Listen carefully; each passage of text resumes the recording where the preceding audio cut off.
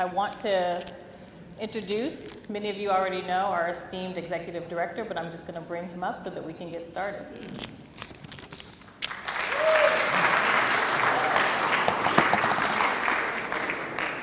Thank you. It is really terrific to be here, and it's such a beautiful place, and so wanted a special shout out to Hogan Lovells, our host, and you'll hear a little bit more about how remarkably helpful that they have been to us later, as have so many of you in the room. So one of the things about doing this kind of work for 25 years is you get to meet a lot of people, and actually it's more than 25 years, but we've been 25 years at FairVote.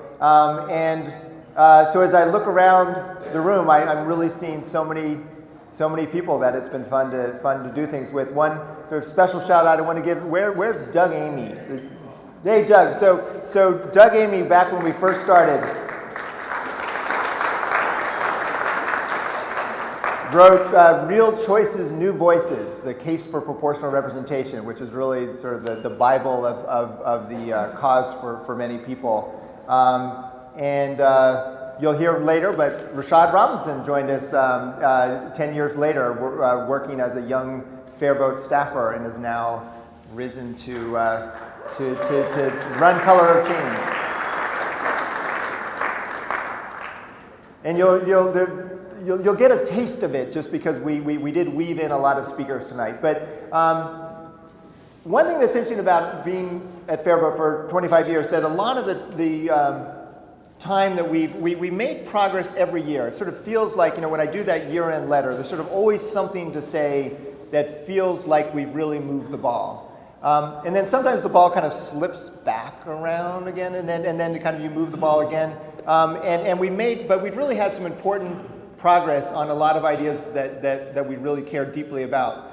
Some proposals that we aren't really working on now, because in some ways they have their own momentum, like voter pre-registration for 16-year-olds. Now, was the law in one state, and now is the law in about 20 states, I think. That's something that we really pushed forward. The National Popular Vote Plan, launching that by co-authoring Every Vote Equal, and now it's the law in 10 states and DC. But the whole time we did work on proportional representation, ranked choice voting, instant runoff voting.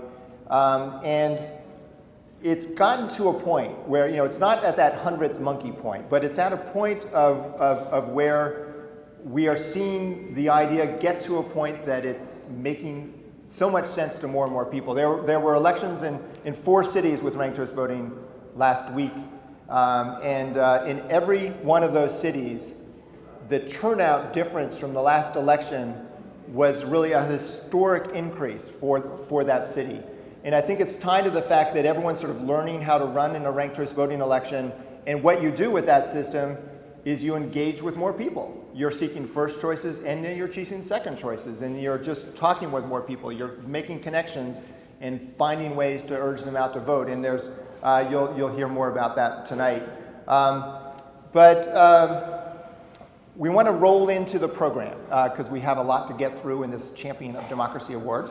And so why don't I start by turning things over to Cynthia Terrell, who is not only a colleague, but has been my co-conspirator and my wife for 24 years as well. So, Cynthia.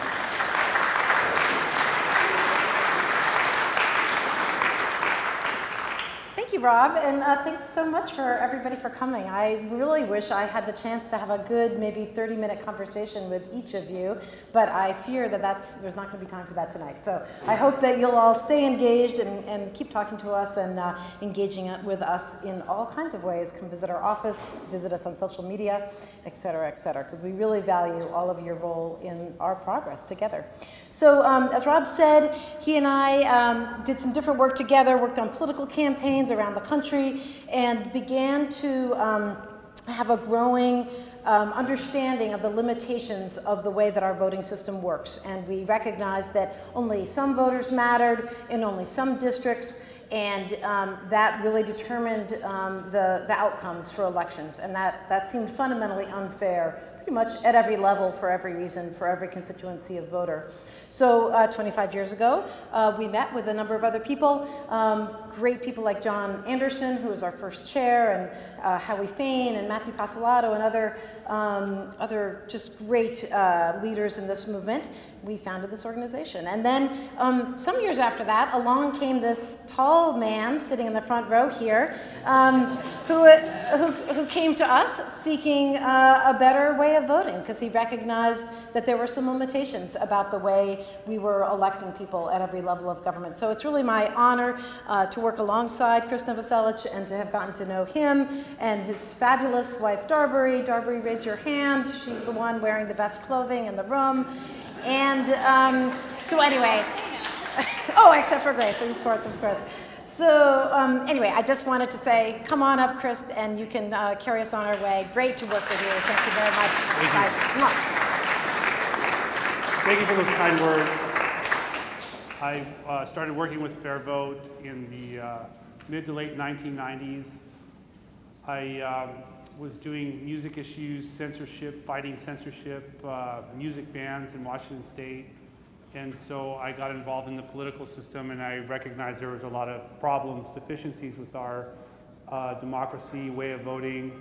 And so I was on the Alta Vista search engine at the time, and I would do word searches for democratic reform, voting reform, and one group would come up on these searches, and it was the Center for Voting and Democracy, FairVote. And so I reached out and I started to get involved with the group. In the early 2000s, I joined the board of directors, and in 2008, I was elected the chairman of the board, and so it's a real honor to serve in that capacity.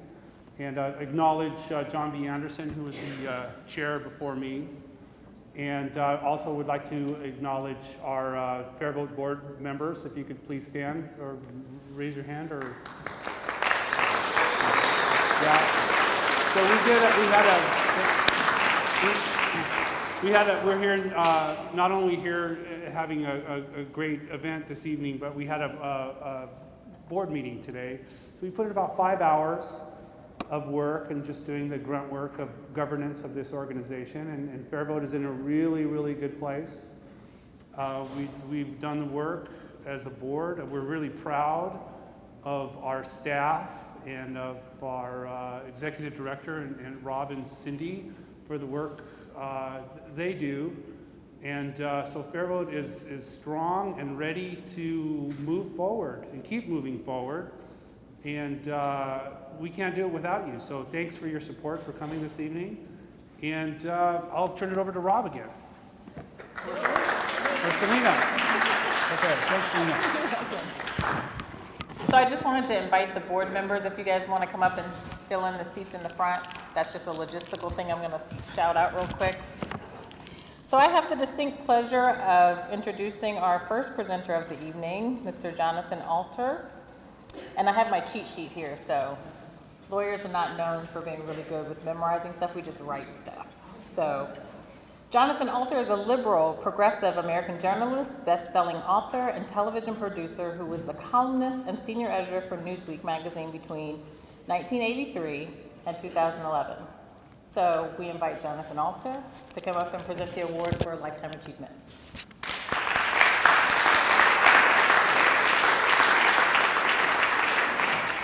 Thank you so much, and thanks to FairVote for all you do. I am presenting the Lifetime Achievement to my friend of nearly 40 years, and have read over the years. Rick has had a storied career in journalism. After graduating from Harvard in 1965, he served in the Navy during the Vietnam War, even though he was strongly opposed to that war. Then he went to work for Newsweek in the San Francisco bureau, where he was the first journalist to popularize the term hippies. Can you believe that?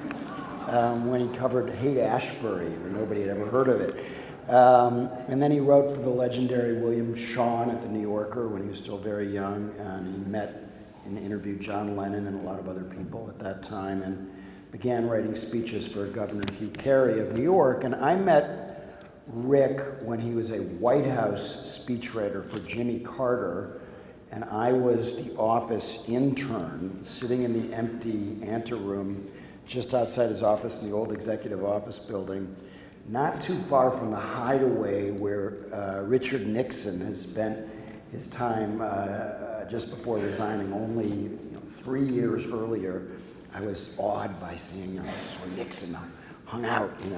Anyway, in the summer of 1978, Rick, at 36 at that time, I believe he was, to me was the definition of everything I aspired to be in the world. He was cool, very cool, at a time when that was immensely important in the 1970s.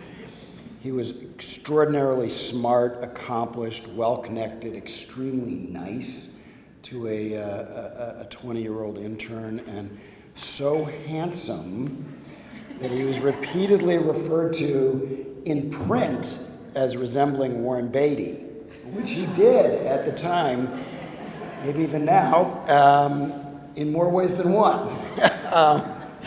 So he was so cool and compassionate that, not sure you want me to say this, but it's sort of relevant. He briefly married a woman just so she could get her green card, something that all single people nowadays should consider doing, protecting her from deportation.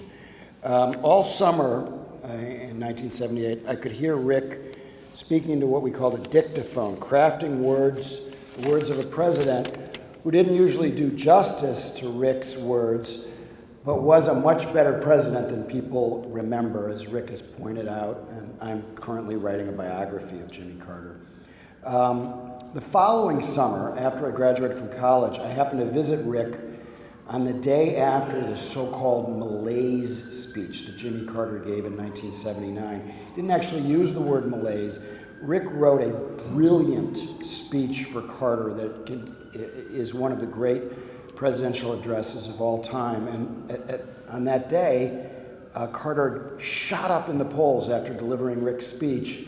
Then he blew it by firing his cabinet the next day, and went on to lose the election. But it's a very compelling and important speech.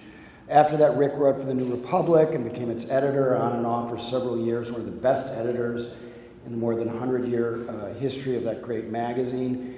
And then he spent many years writing the lead piece in the New Yorker. And for years, Rick reigned as the premier political writer of our times. He was the Babe Ruth, writing with unmatched insight and elegance, stripped of sentiment or conventional thinking, but infused with a gentle idealism. Rick is more than a sophisticated political analyst and literary craftsman. His journalism seems informed by the qualities of other disciplines, the graceful gait of the 19th century essayist, the tribal knowledge of the anthropologist, the penetrating gaze of the jeweler with his loupe. To give you some idea, I want to just read one of Rick's pieces from 17 years ago in the aftermath of the 2000 election, to give you some sense of the way he writes. Way back in 1787, when the delegates to the original Constitutional Convention met in Philadelphia, the question of how the chief magistrate should be chosen was low on their agenda. The big fights were over the composition of Congress. The Rube Goldberg contraption the framers finally devised to elect the president was a last-minute improvisation, and God knows it looked like one. The ultimate election, as James Madison put it, would take place in the House. Madison thought they'd all go to the House. So the usual pieties about the wisdom of the framers don't apply to presidential elections, because the system the framers thought they were designing had little to do with the system they actually designed, let alone with any system that would be acceptable to the people of a modern democracy. And here Rick goes overseas, which is useful for us as we try to think about restoring our democracy. The Australians and the Irish use something called instant runoff voting, which allows voters to designate not only their top choices, but also their second, third, and fourth. If there's no outright majority winner, the losing candidates are eliminated one by one, and their supporters' alternative choices redistributed until, bingo, somebody gets over 50%. IRV would guarantee us a president elected with at least the grudging support of a majority. As a bonus, it would enable people to express themselves by voting for third parties, such as the Greens this year, that was in 2000, without running the awkward risk of helping elect their most unfavorable candidate. Granted, it's a little on the Rube Goldberg side. After 200 years of the Electoral College, aren't we used to that? Now, I'm going to let Rick talk about the national popular vote, which he's championed for many years. But I think it's important to understand that all social and political movements require committed journalists like Rick Hertzberg to champion them. And journalists aren't cynics. They're mostly idealists, and none more than Rick Hertzberg. With democracy on the line, we should all be happy that Rick is in our corner. Rick Hertzberg.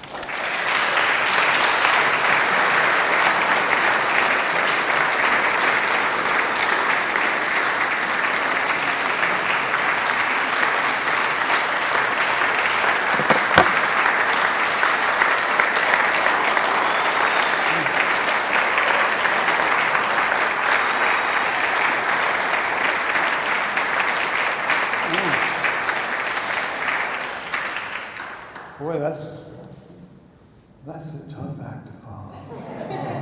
John, thank you so much. Thank you so much. That's beyond anything I could have imagined. Thank you, thank you, thank you. And thank all of you for being part of this wonderful movement.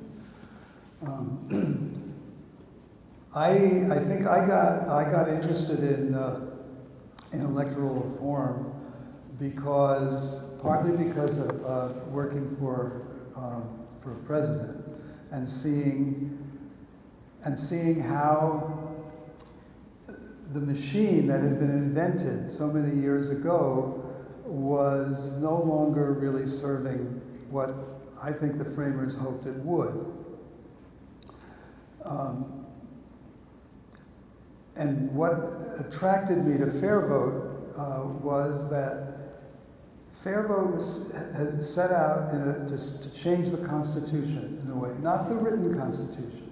The written Constitution is not only very difficult to change, although it's a lot easier, although the framers thought they were making it easier to change, because the Constitution that was in place when they wrote this Constitution required the unanimity of all 13 states to make any changes. So the Constitution we have was a coup d'etat for a start, but also established a much easier way of changing the procedures. At least that's how it looked to the framers. Now it's turned out to be much, much more difficult than I think the framers had in mind. And so the real Constitution is not just the document, the written document. The real Constitution is everything that leads into the way we constitute our government. So that includes everything from the committee system in the House to the filibuster rule, to the kind of local election laws that exist, to the winner-take-all method of choosing presidential electors. And when I stumbled across what FairVote, or its predecessor, the Committee on Voting and Democracy, it was partly that experience in the White House, and it was partly learning about other countries, learning about places like Germany. Germany, a country whose constitution was essentially written by Americans, and is the constitution that if the framers were around today, they would have written for us. And so that's what got me interested in this whole topic, and in this whole movement for change that has been going on now for a quarter of a century, and little by little is getting somewhere very, very good. It's been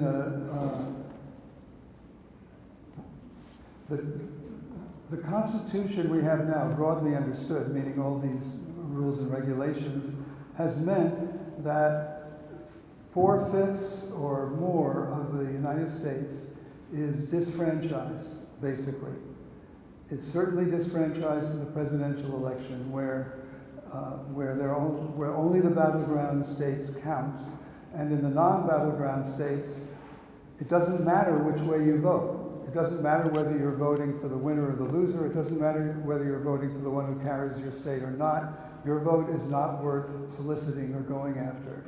And the same thing is true of the House of Representatives, where probably 400 or almost 400 of the seats are predetermined, and there's no doubt which way they're going to go. And one of FairVote's wonderful little tricks is to predict the congressional elections, and they're always right.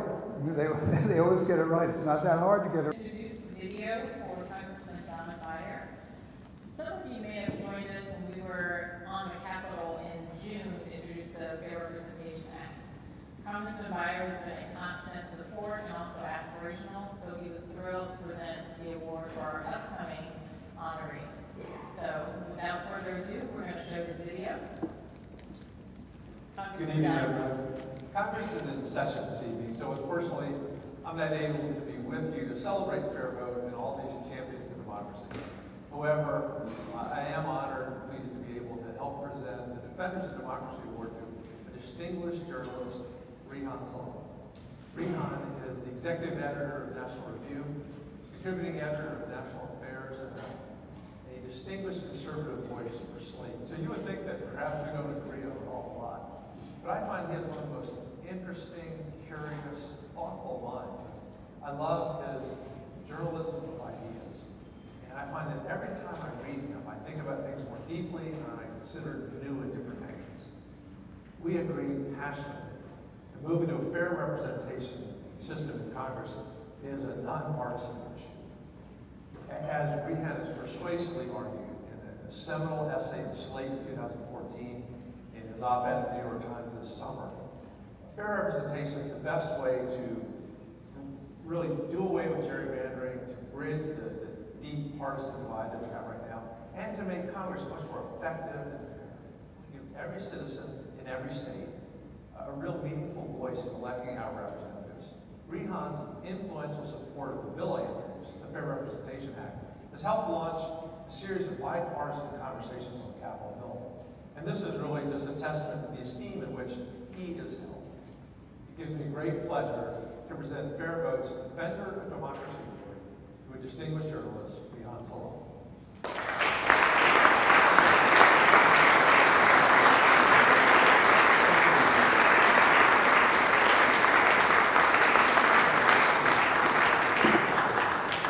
Thank you very much. I'm honored and humbled to accept this award. I will tell you guys, over the past few years, I have been very disturbed and dismayed by some of the worst excesses of our politics. And the reason it's so vexing is that when you're looking at our parties, when you're looking at our activists, they are doing things that are actually awfully clever and smart and optimized for a broken system. When you think about, of course we're going to have partisan passions in a democracy. That's inevitable. That's always going to be there. The question is, how are they channeled?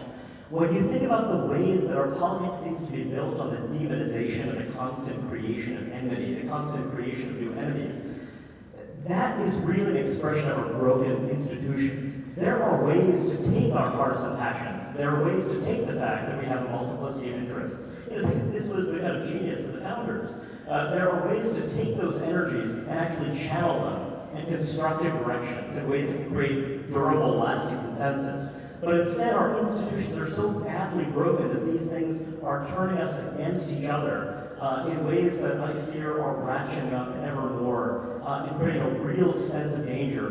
My wife has this phrase that I find very convincing. No one feels like they're winning in American democracy right now. Donald Trump was elected president. I don't think that his most ardent supporters feel as though they're winning. And of course, those who are most bitterly opposed to him don't feel as though they're winning either. Everyone feels like they're in this condition of kind of constant panic and fear and anxiety. And my fear is that when you're looking 10, 20, 30 years in the future, if we don't fix and renew our institutions, things are likely to get worse before they get better. 25% of children in American public schools right now are the children of immigrants. Many of these kids are working class, and many of them are quite poor. Are we going to successfully incorporate this generation of young Americans into our democracy, or are we going to incorporate them into a hyper-stratified society in which they're incorporated into the enmities of the present? I hate to sound so dark and dire, but I believe the stakes are extremely high. Right now, it might seem as though talking about fair voting, talking about proportional representation, these are completely exotic, crazy, wackadoo ideas. But the thing is that that's exactly what we need. We need to start thinking about how do we restore this idea of kind of achieving durable consensus. How do we restore the idea of taking partisan passions and actually making them constructive rather than destructive again? So I commend all of you, and I really do believe that this is the start of something big.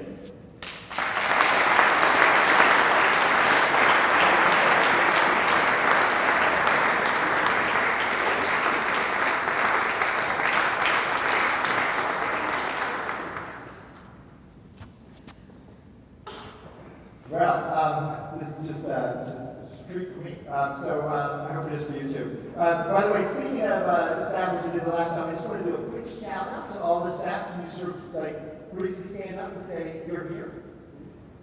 FairVote staff.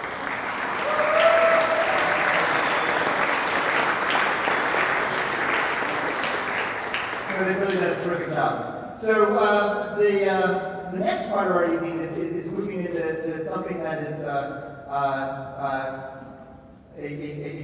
fight that's right in front of us. And so it was a real treat for me to be involved and watch and see this triumph that happened last year in Maine with ranked choice voting, where it was the first time that a state passed ranked choice voting at the ballot to use it for all their big elections, U.S. Senate, U.S. House, governor, state legislature, in a state where it really needs it, and the people want it, and they fought through obstacles to get to it, and they've had a somewhat rocky time since, but right in the middle of that effort is our next presenter, who can tell us a little bit about that as he also presents his next award. So it's a great treat to have Kyle Bailey here for the Committee for Ranked Choice Voting.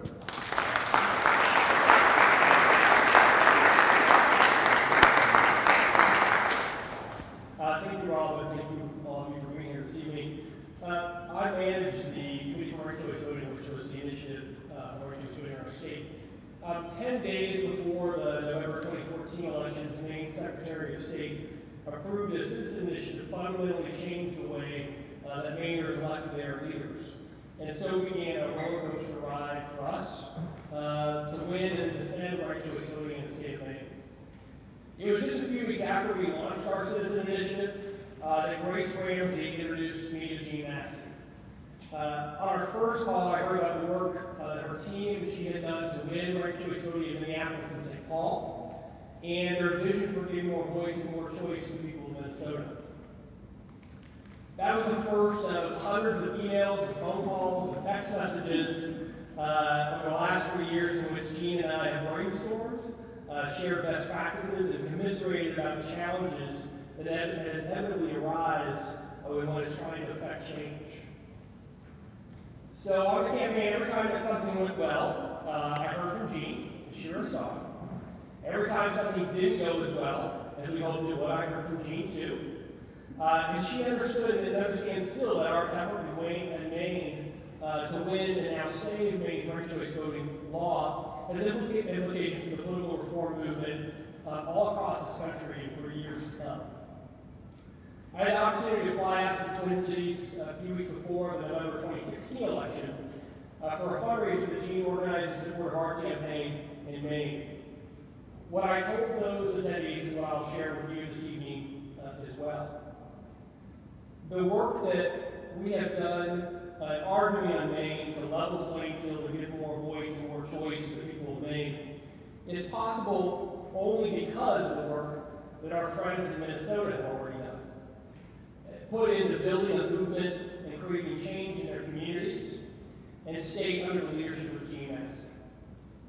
Gene, we stand on your shoulders, and on the shoulders of every voter in Minneapolis and St. Paul, whoever picked up a clipboard and knocked on a door, who stepped out of their comfort zone to make a persuasion call, who showed up to testify in public hearing because they know we can do better, and because you helped to inspire and instill confidence in them to make a difference, knowing that our democracy doesn't belong to special interests and party leaders and big money, but to we the people. As you may be aware, after a 2-year campaign, ranked choice voting was approved by Maine voters at the ballot box in November 2016, but it's the second largest referendum vote of the people in our state in its history. But opponents who lost at the ballot box sought to wipe out the law from the books before we even had a chance to use it. It turns out that even when you win an election, you still have to keep fighting. And once again, Gene Massey answered our call when we asked her to come to Maine and testify before the legislature that there was no justification for repeal or delay of the citizen-approved law. Maine Secretary of State has said that, quote, cars will be burning in the streets of Maine, end quote, if he is forced to implement ranked choice voting. He said implementing ranked choice voting, quote, is like aiming a loaded revolver on a child's swing set, end quote. Gene testified that no cars have been burned and turned over in the streets of Minneapolis and St. Paul because of ranked choice voting. Actually, the reverse is true. There's more civility, better representation, and a better politics because of ranked choice voting.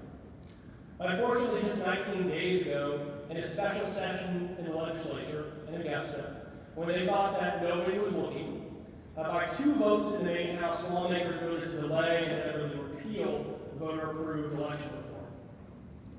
Luckily, in our state for over 100 years now, we've had the right to petition our government for people's veto.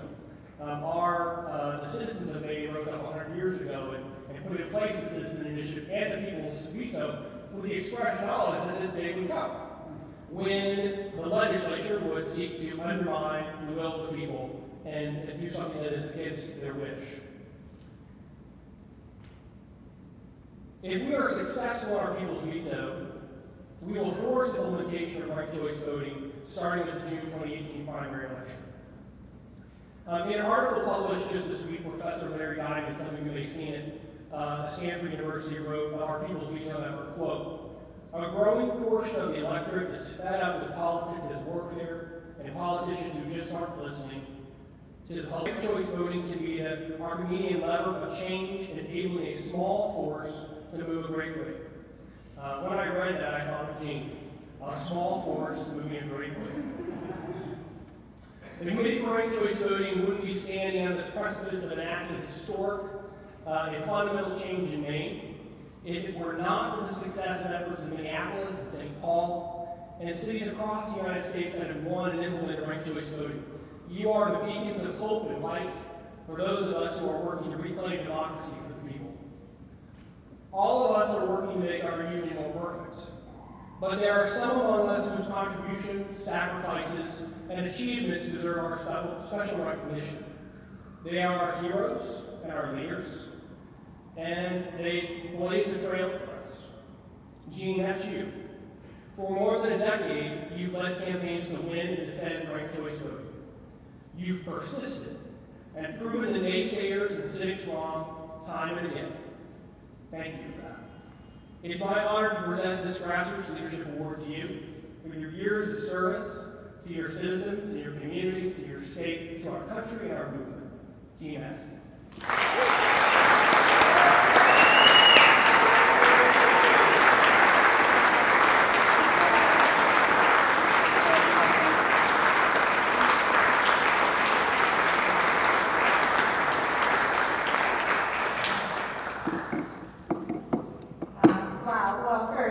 I do wish I had your physical stature. I don't. I am small. Well, I believe my gifts are persistence and belief that we will create a better democracy in the United States of America.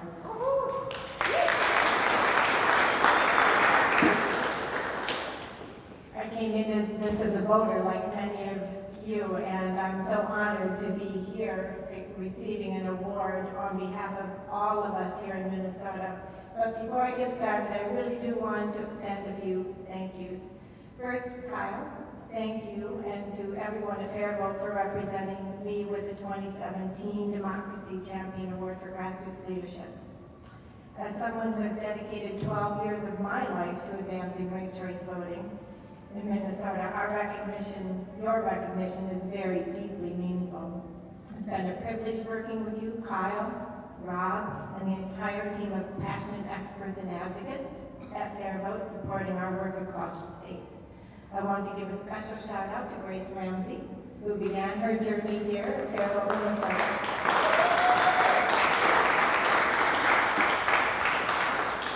But the heartland wasn't enough for Grace, so she's spreading her wings and making her presence known across the country.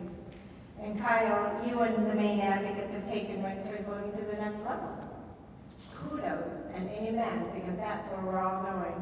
We're confident you'll prevail in holding the nation's first state elections using ranked choice voting in 2018. Imagine that. And your heroic efforts will lay the groundwork for Minnesota and other states across the country to follow. We're all vying to be next in line. You do know that. And we owe this competitive progress to the commitment and hard work of ranked choice voting Mainers who led the campaign for ranked choice voting statewide. Thank you for leading the way.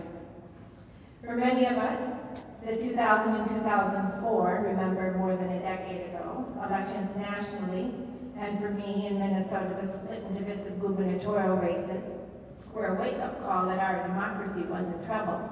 I was only becoming aware. Many of you who have been a part of reform movements long before me saw this before I did, but that was my moment of a wake-up call.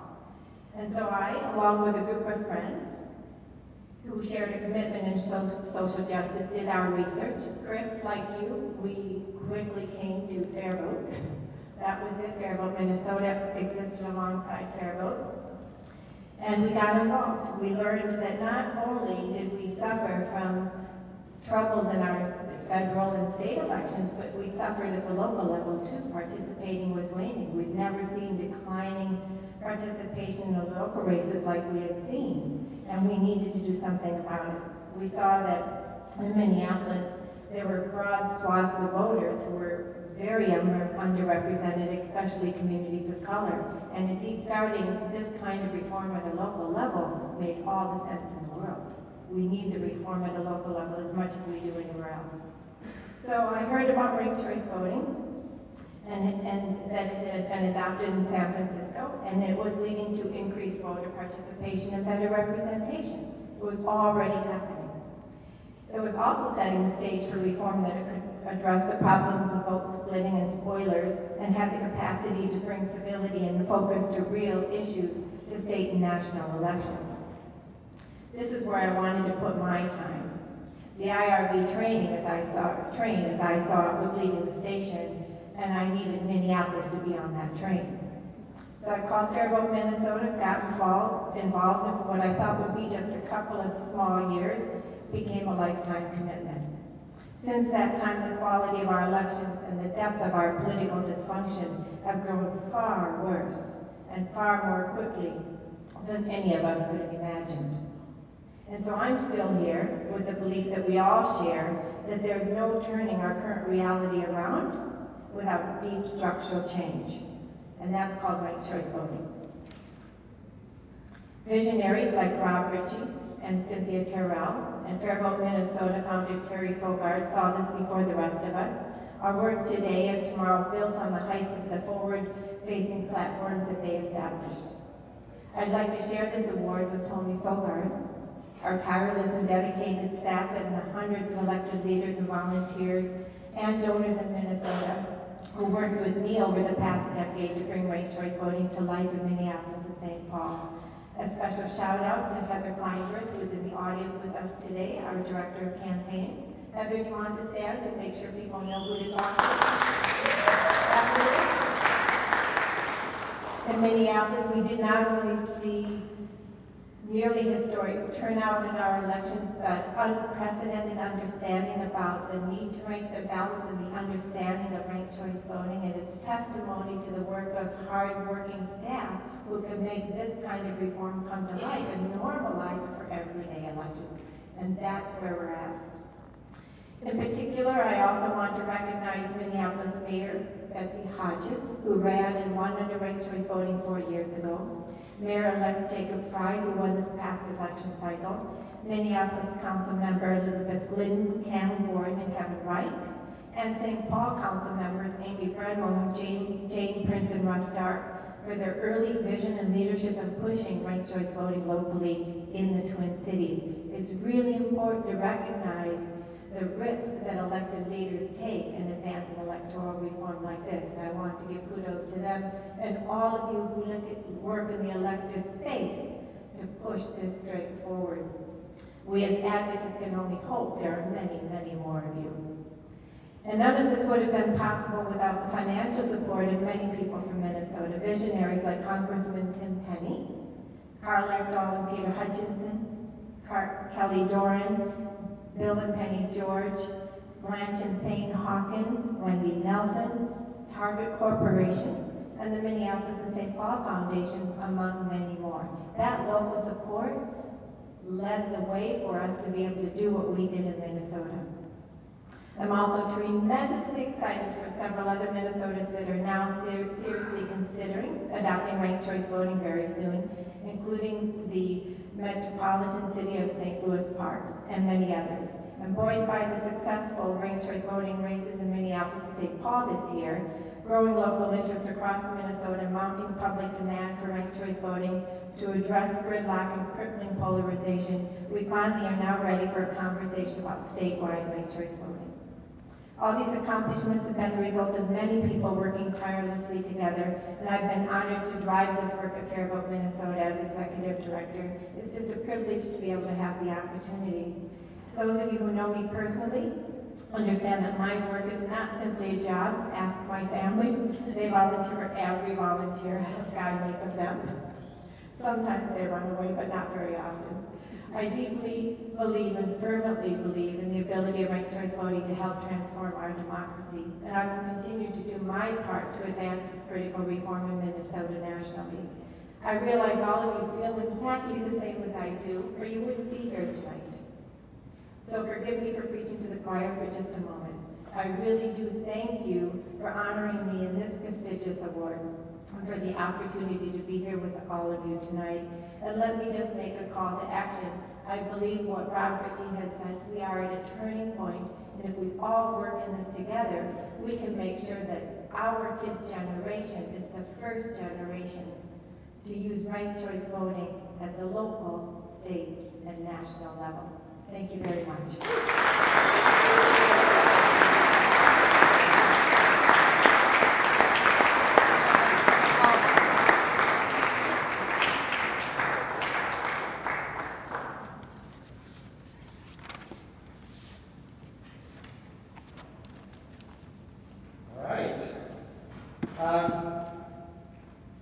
Our next speaker, and are you all holding on?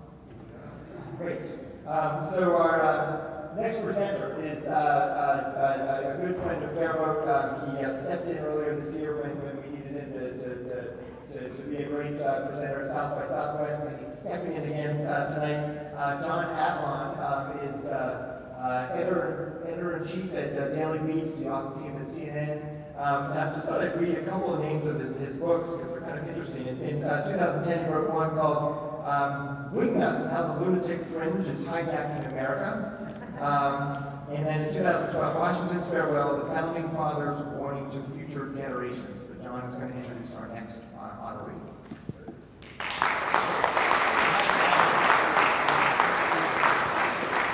Well, we are almost at the end of the evening, but it is an honor always to talk to folks who care about political reform, because if you change the rules, you change the game, and God knows we need to change the game. I think in New York is particularly a place to ruminate on that. I'm on the board of the Citizens Union, which is a good government group, and they crunch a great stat that I think throws that into sharp relief in New York. In New York, if you're a member of the state legislature, you are more likely to leave office dead or indicted than lose an election. There's something wrong with that picture. Given those, and those are two of the folks we're going to be honoring tonight, because State Senator Liz Krueger and State Senator-elect Ron Kavanaugh have been courageously pro-reform, even though it may not always be in their short-term self-interest, even though it may anger special interests who comprise their base. Ranked choice voting is a great example. We know it works. We know it works because just last week, New York City had a sporadic 23% turnout. In real terms, half as many people voted as did in 1952.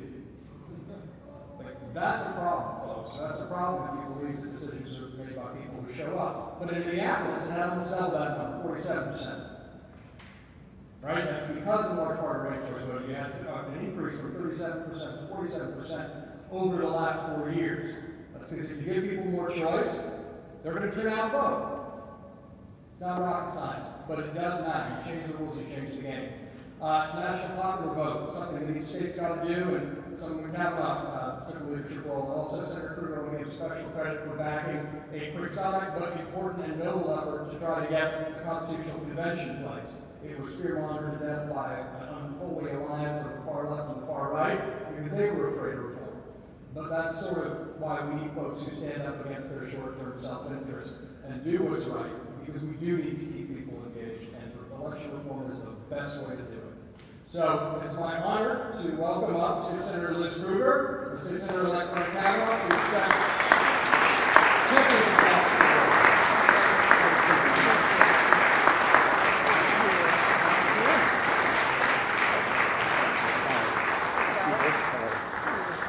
clarify. Up until a week ago, it was Assemblyman Brian Kavanaugh, and I was delighted to have his assembly district within my Senate district. So Brian and I have had many opportunities to work together over multiple years. But because there was an open seat in a Senate race, a senator stepped down, and there was an opportunity for a special election. As of last week, Brian Kavanaugh is my soon-to-be Senate colleague. Yeah. Well, it's going to really confuse us because we carried many bills together as an assembly member and a senator. So now we have to go find assembly members who are willing to agree with us and work with us. I want to thank you all for honoring me with this award. I want to thank actually John Adeline for highlighting that, yes, you need to take risks, you need to think about how you accomplish your goals, and I am very proud that I was willing to go out there and say, I think a constitutional convention would have been a very good thing for New York State. And I think the whole exercise was worth it for me, because I was spending months and months debating some of my best friends, people who I had known and respected forever. And we would be in debates, and they would say, Liz, we can't believe you're taking that position. I go, you say every reform I want to make in New York State is what you want to make. We want the same thing. You have watched me in the legislature for 16 years. Oh my God, 16 years. Term limits, we need to talk about it. Because I'll be damned if I'm going to get indicted or die. Right? Just saying, John. So I might have to just step away. But they believe that the Constitutional Convention opened it up to too much risk, because the people would have to make the decisions. And that even though they knew what we had wasn't going to get us there, it was fear. And so we lost big at the ballot box. I don't know if we had proportional representative voting, what the percentages would be, but we went down and claimed only 20% of the vote for the Constitutional Convention. But my challenge, and this is probably where I'll stop, is every single person who was against the Constitutional Convention but told me over and over and over again for months that they wanted the exact reforms that I wanted. So now you have to put your money where your mouth is. You said we couldn't do it through a Constitutional Convention. We lost that opportunity for the next 20 years. So now, cough up the same effort, money and organizing power to actually ensure we move some of these things through the legislative process. And it will be harder, but it doesn't mean it can't be done. And so I am in awe of people here from other parts of the country that have gotten so much farther than we have in New York State. This is the greatest state in the country. We ought to have a better electoral process. Yeah, you would applaud me at but we have a long way to go. But I look forward to the youth and vitality of Senator-elect Brian Kavanaugh in the fight come this January. Brian.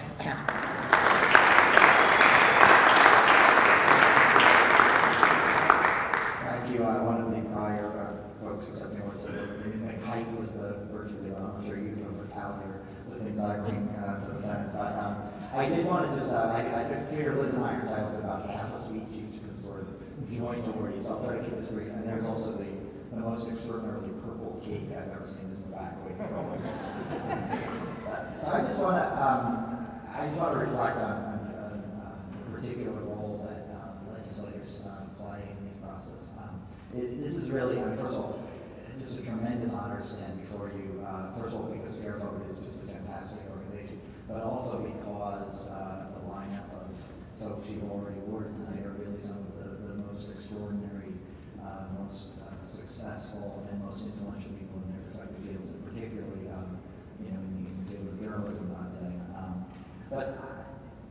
So what is great about today is that we really are focusing on the various spheres in which we need people to step up if we're going to move forward. Of course, journalism is important, and of course, grassroots activism, and of course, the academic world, which is very well represented here. But it is often the case that when you come to these things, when I come to a nonpartisan reform organization, that there are not legislators, actual government officials standing up here, because those of us in government do, unfortunately, need to play a role that involves making some complicated compromises to actually move things forward. And it is the case that I work with basically all of the major reform organizations in the U.S. That goes for a while. But more recently, we have stepped up for what I think of as a very substantial but more modest objective, and that is to replace what we have in New York City, which is for citywide elections, which is we already have a runoff process, but it's not an instant runoff process. It's a 14 or 21 days later runoff process, which means the voters of New York City, whenever somebody fails to achieve 40% on the first ballot, need to come back 2 weeks later, maybe 3 weeks later. And what we have seen in each instance in which that has occurred in recent years is that when there is a runoff, the number of people participating in making the final decision actually decline, even relative to the growth levels that we see in our general elections. That the idea that you're supposed to come back a few weeks later and make your often basically designating the same candidate again so that it really sticks this time. What we have proposed now is a very, honestly, a very modest version of ranked choice voting, which basically it replicates that process but does it as a single ballot. It means that ranked choice voters in this process would only be picking 2 candidates rather than ranking all of them.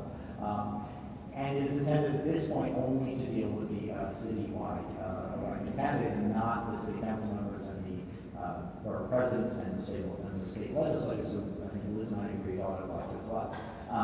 And it is often the case that when you come up with a compromise bill that you lose the advocates that you started with, who are looking for, the whole thing all at once.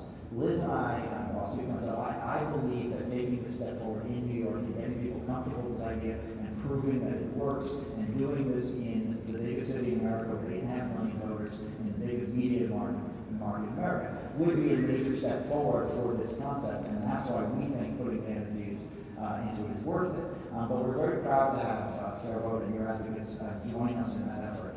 And again, but compromising and proposing something more moderate is something that we often have to do in-house. But we don't always bring our colleagues outside government along with us when we do. I just want to also say something about what was said. The idea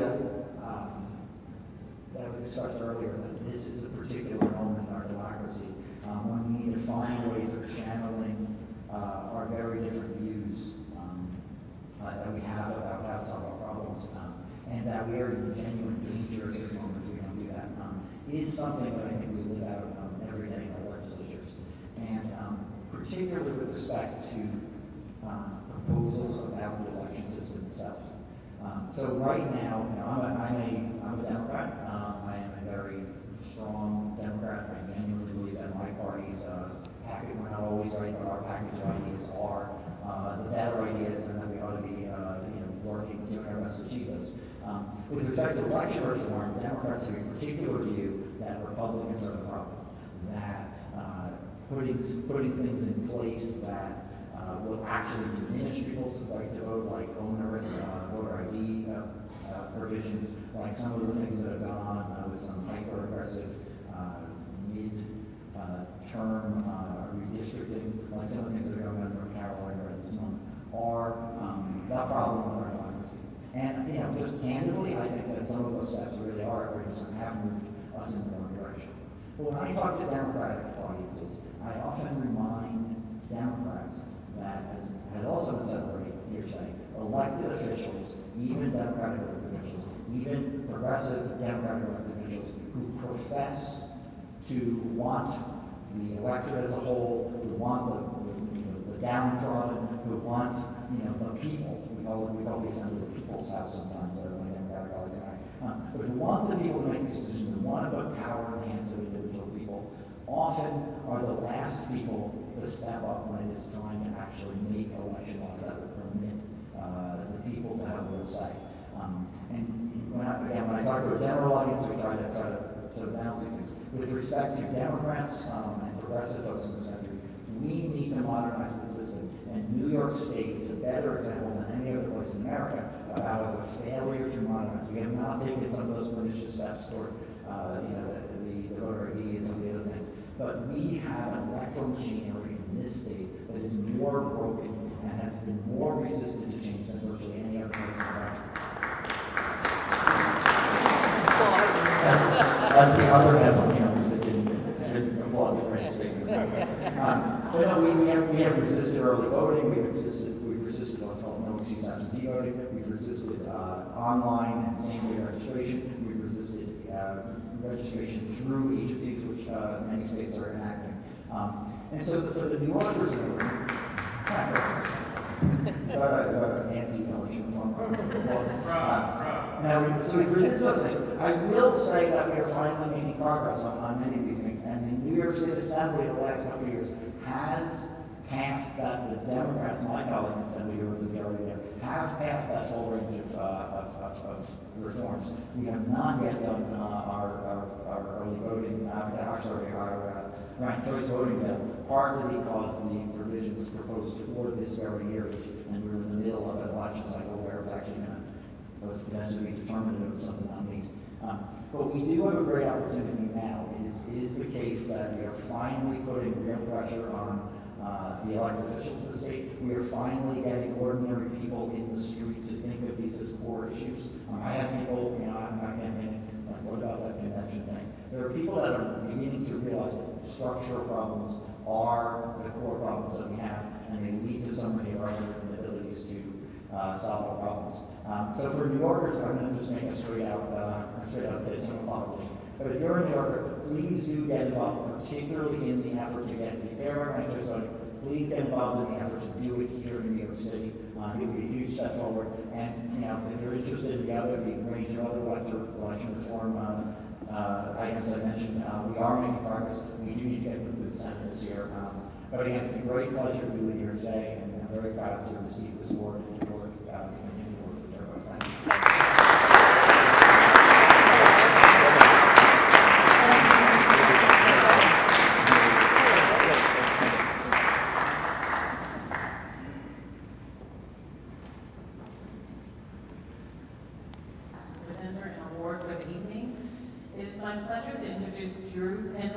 Our Legal and Policy Director, alongside Maria Perez, our Director of New Mexico. These people have a tremendous effort in presenting this award, and we look forward to it. Thank you.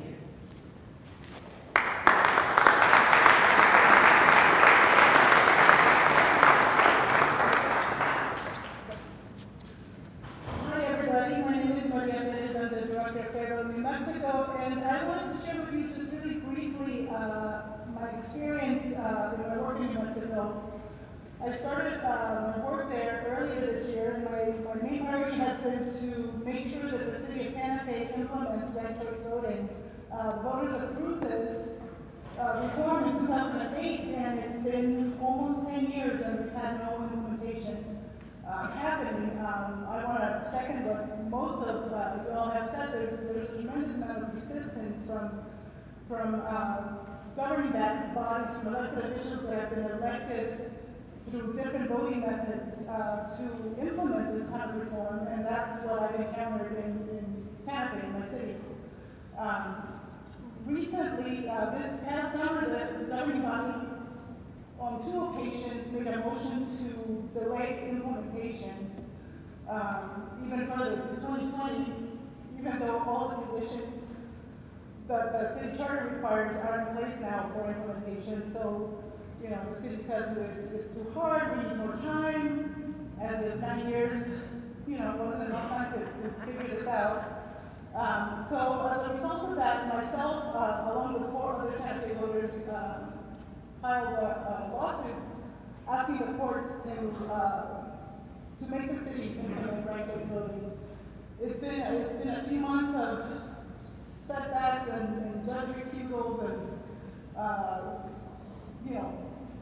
feeling like we're maybe slipping and losing this thing. And we've been working with a wonderful local lawyer in Santa Fe called Hernandez,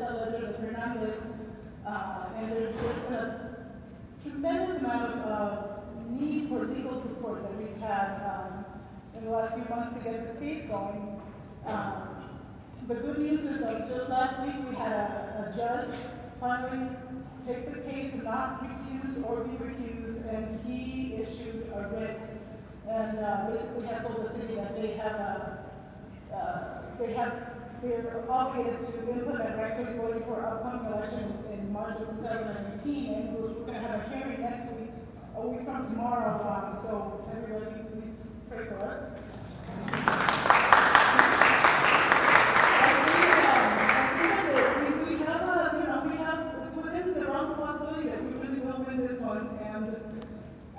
That would be wonderful, and it wouldn't be possible with all the legal support that we got, not only from our local team in Santa Fe, but also from FairVote national legal team, and from local pro bono help as well that we get with legal support. So it's so important for these fights.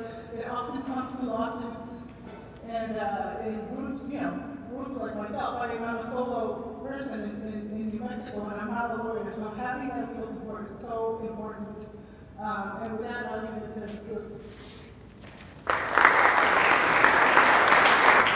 Thanks, Maria. So I'd echo that and say that being involved in the courts and through the legal system is always going to be part of this. It's, in law school, we thought of lawsuits as something where you're injured and you bring a lawsuit in order to have your rights rectified, but in this context, it's just another step in the process, pretty much every time. So when I got to FairVote and I look back at the cases that we're going to be relying on, I see the names of a lot of places that implemented ranked choice voting. I see lawsuits coming out of San Francisco, there's the lawsuits coming out of Minneapolis, lawsuits coming out of Cambridge that we've won in the past. And then getting into this, the more successes we have, the more I start seeing the need for being involved in the courts as well, in order to both bring about this change and to sustain it. So T's help on in this arena has really been indispensable. I've only known him for a few years, but in that time, he's been an incredibly reliable, incredible resource, giving us really world-class support. Anytime there's some legal question that comes up, I can contact T and very quickly there'll be a team of great legal minds working on this. And that's something that has made all of our work smarter, better, and more effective. When Maine happened, I was talking to T all the time about the next steps in Maine. When this issue in Santa Fe, the same thing. We really have benefited more than I can really go into all the work that he's done as pro bono partner here at Hogan Lovells, giving us access to not only his own tremendous help, his counsel, his strategic advice, those of his coworkers, and of course, things like this, the space that we're in tonight. So I'm really proud to present this award to T. Thank you very much, T.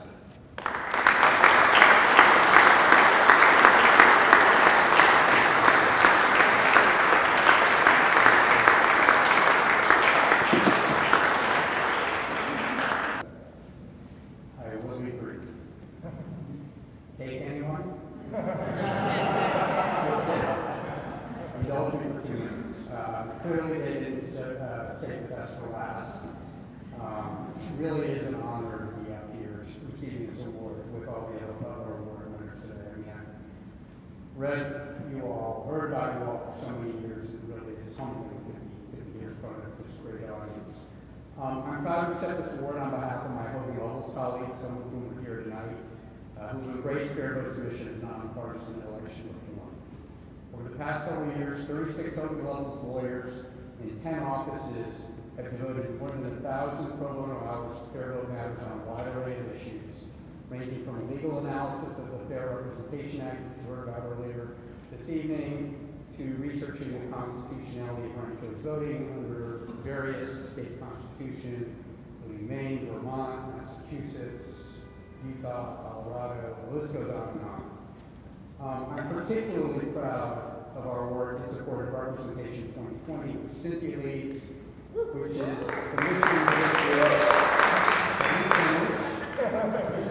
mission which is to level the playing field for women candidates of all backgrounds to run, win, and lead. It's a great initiative, and we're really happy to be involved in that. It's part of our Hogan Lovells Empowerment Goals and Women's Initiative. I also want to acknowledge the valuable contributions by our former colleague, Mike Parsons, who continues to play an important role in our legal work for FairVote. My interest in election reform stems from my experience working on John Hanson's presidential campaign. I was one of the first full-time staffers to join the campaign in Sonoma, New Hampshire in January 1980 when I was 2 years old. Just kidding. We spent the better part of the winter and spring working 18-hour days and sleeping on floors and couches as we crisscrossed the country to field organize for John during the Republican primaries. When it became clear that Ronald Reagan would win the Republican nomination, John decided to continue his campaign as a third-party candidate, and I signed on until the bitter, and it was bitter, end. Through that experience, I saw firsthand the stranglehold that the two major parties have on the political system and the process, and the difficulty that people like John, with fresh and bold ideas, face in being elected. After the NC campaign, except for a brief stint working on the caucus campaign, he lost too, by the way. I don't have a very good track record in politics. I largely avoided involvement with the political process until I met Rob and Cynthia, who listed Hogan Lovells and me to work with FairVote in support of nonpartisan systemic change. It was serendipitous that John Anderson had been one of FairVote's earliest and staunchest advisors and champions. The mission that he started in 1980 would and will continue. Everyone here is acutely aware of the existential crisis that we're currently facing. We talked about a lot tonight, I won't belabor the point. I will just say that in these troubled and troubling times, it's no longer enough to vote and support the status quo.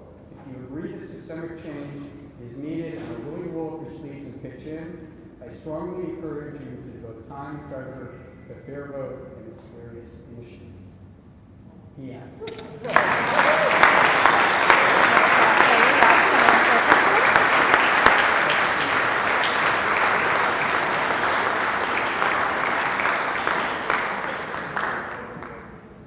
All right, so just a reminder about John Anderson, I just saw him a couple months ago.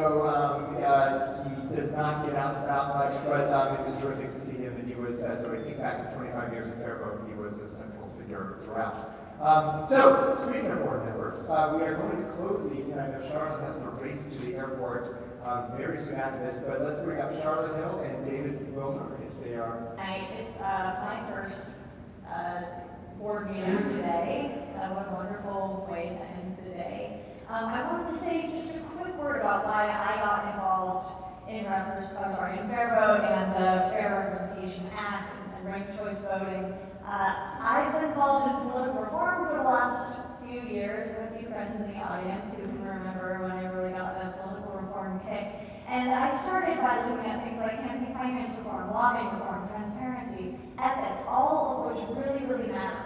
But I think what often gets missed in conversations about, say, how special interests impact the political system is this other related and huge challenge in American politics today, which is polarization and the separation of voters into two camps that increasingly despise one another and are unwilling to work with one another. And if we want to change the campaign finance laws that are governing our local, state, and federal politics, if we want to change the role that lobbyists play in our political system, if we want to create independent ethics commissions, we need to be able to get the left and the right to work together to pass these kind of laws at the ballot or in state, local, and federal legislature. So I see the work that FairVote does as being even more fundamental than some of these other reforms that we think of as being critical and fundamental. So I'm really, really happy to be here today and to do my part to make this happen.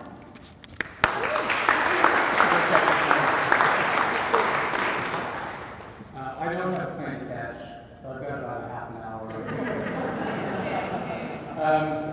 I'm Dave Wooler, I've been on the board since 2004. Before that, I had a long career in high tech. Was a software entrepreneur in the 80s and 90s, and eon ago now. And it was incredibly exciting because we revolutionized an industry. We had the mindset there is what I call revolution on demand. And subsequently, I started to get more involved in activist politics, and I worked on some environmental issues, some political campaigns, and I realized just how incredibly dysfunctional the system is, and that it was such a shock coming from the high-tech industry where, as I say, we expect revolution on demand.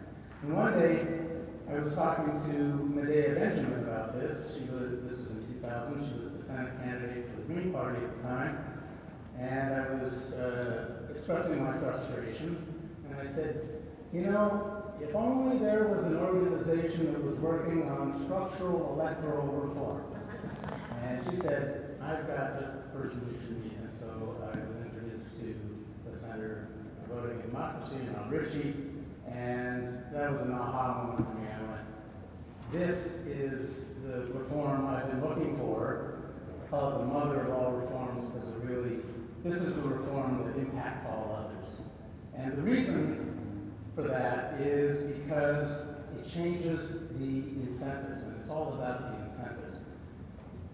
You can't change the behavior if you don't change the incentives. The politicians are not irrational actors. I know a lot of them seem pretty damn irrational, but they're not irrational actors in the sense that they are behaving the way you would expect given the incentives. So if you want to change the behavior, you have to change the incentives. And that's what's so powerful about the FairVote reforms, is that they change those incentives. And so yes, this is changing the system, and changing the system is incredibly hard. Most people assume it can't be done. But you know, all of you, all the honorees, folks at FairVote, and all the incredible people I've met here tonight and over the years are proof that you can change the system. We are changing the system. We've had a lot of victories. We have brought this conversation into the mainstream. We have a long, long way to go, I know, but we have come so, so far. So I just want to say thank you. Thank you to all of you, to all the folks at FairVote, to the honorees tonight. And we appreciate your good support. And we do need financial support, so there's a little hitch here because we are limited only by what we can afford to do right now for FairVote. There are so many opportunities out there right now, and really the only limitation for us is what we can afford to do. So any and all contributions are welcome. Yeah, just a quick note that inside this this lovely brochure on the very last page. There's this cool code if you text NYC25 to the number in your pamphlet. You can make a donation to FairVote, and there's a list of 4 other ways that you can get involved with the organization that don't involve immediately making a financial contribution. But whatever support you can give, we'd be really grateful for. Thank you for coming. Thank you.